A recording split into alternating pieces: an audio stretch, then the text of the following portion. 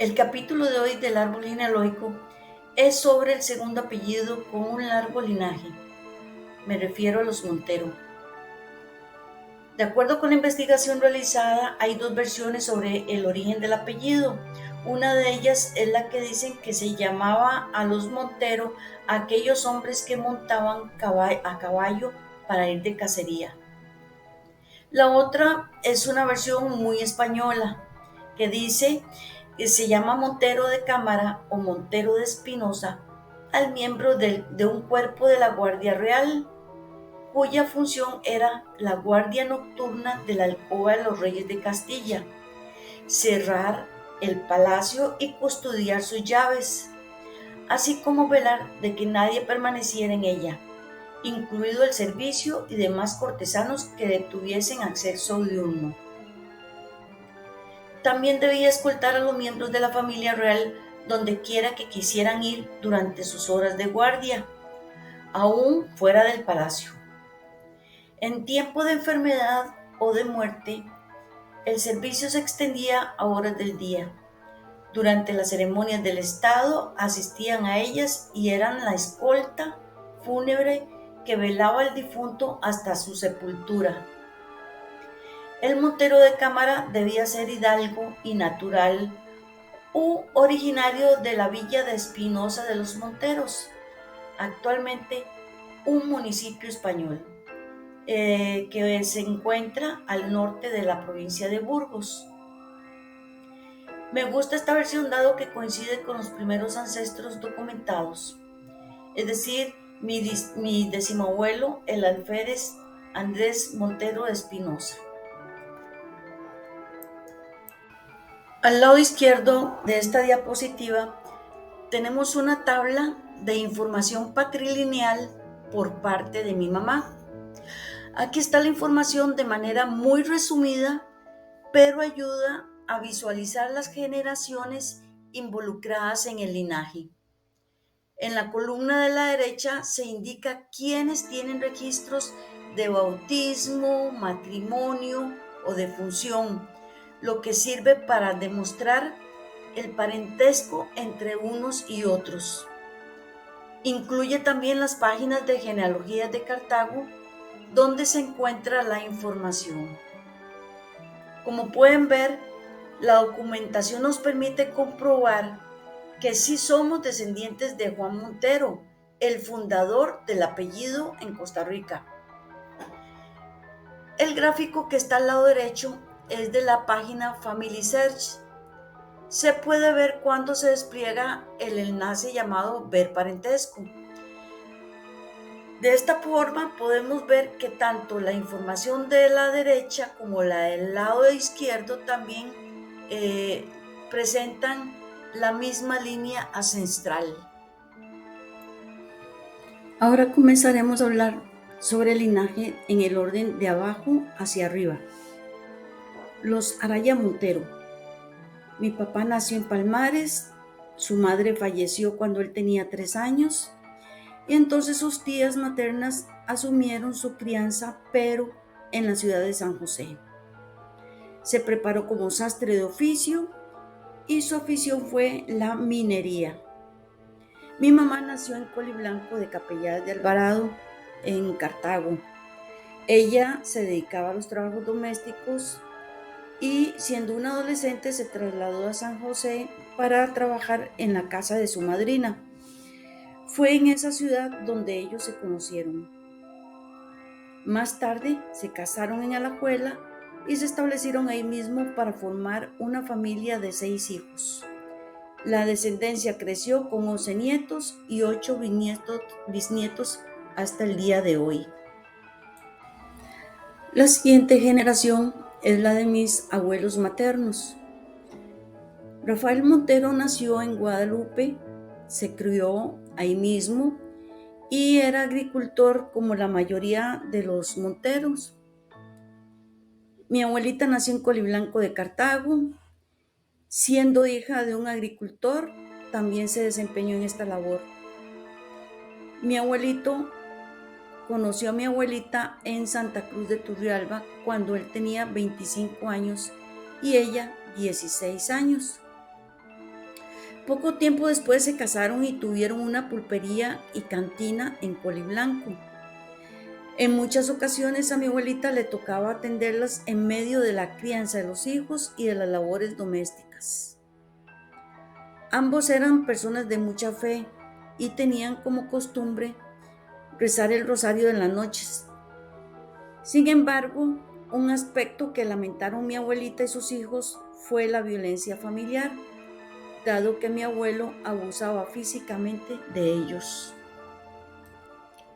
Varios años después, se fueron a vivir a San Rafael de Santa Cruz de Turrialba, en medio de la finca en la que mi abuelo producía, y pocos años después se establecieron en la casa que todavía está en pie y es visitada por algunos parientes. Como dato curioso, al lado izquierdo, a 5 metros de la casa, se encuentra el cementerio de la localidad. Cuando yo era niña, toda esa zona estaba cultivada de caña de azúcar y no habían vecinos cerca. Hoy en día tenemos la carretera principal pavimentada y hay muchas casas vecinas. Seguidamente voy a hablarles de mis bisabuelos. Ambos eran de Guadalupe. Bartolomé tenía 60 años cuando se casó con Rafaela, quien apenas tenía 19 años. En la fotografía se puede apreciar la diferencia de ambas edades. Él era agricultor y ella trabajaba en los oficios domésticos. Tuvieron 3 hijos. A los 4 años del matrimonio, Bartolomé fallece y Rafaela posteriormente se vuelve a casar y tener más hijos. A continuación, vemos la generación de mis tatarabuelos. Lorenzo ya estaba viudo y era agricultor de oficio. Él y Josefa fueron vecinos de Guadalupe, ahí se casaron y tuvieron una familia muy numerosa. Llegamos a la generación de mis tetrabuelos, un matrimonio conformado por Buenaventura y Gregoria. Ambos nacieron en San José y sus hijos nacieron en la misma ciudad. Fue una familia muy numerosa también. Seguidamente vemos la generación de los pentabuelos. Gabriel y María del Carmen eran vecinos de San José. Se casaron en 1762 y también formaron una familia muy numerosa. Ahora tenemos la generación de los exabuelos. Manuel Antonio y Manuela Francisca tuvieron una familia muy numerosa y vivieron en San José.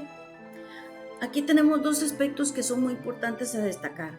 El primero es que Manuel y Francisca están presentes en este árbol genealógico en 2 ocasiones como exabuelos. Como pueden ver en la lista de los hijos ahí señalados con una flechita roja, Gabriel es el que vimos anteriormente en la generación de los pentabuelos y María Figenia, su hermana, que es mi pentabuela por parte de mi papá. El segundo aspecto es que esta generación puede dar un punto de quiebre para este linaje. Aclaro que Manuel Antonio no tiene registro de bautismo ni de matrimonio, lo cual nos limita obtener información para poder seguir con sus ancestros. Bien se puede dejar el linaje hasta aquí o aceptar la hipótesis planteada por el genealogista Jorge Montero Romero sobre el origen de los Montero. Dicha hipótesis es la que yo expondré seguidamente en este video como parte de los ancestros de Manuel Antonio. Según la hipótesis de Jorge Romero, la cadena ancestral continúa con las siguientes generaciones. Aquí tenemos la generación de heptabuelos. Esta es una de las ramas principales de los Montero que se fundan en San José. Mateo y Faustina eran de Cartago, pero se desplazaron hacia San José para formar su familia. En esta época, donde se da la ausencia de algunos registros, debido a la distancia y a las pocas parroquias que existían para realizar las ceremonias religiosas. Por esta razón es que se asume que Manuel Antonio era hijo legítimo de Mateo y Faustina.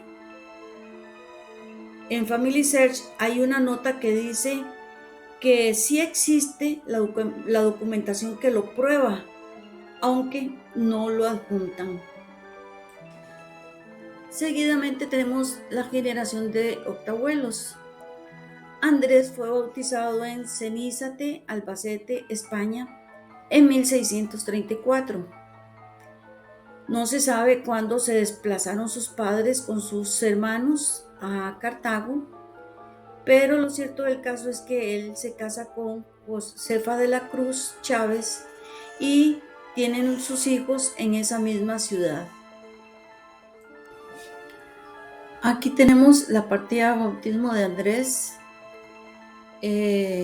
realizada el 20 de mayo de 1634, Cenízate, Albacete, España.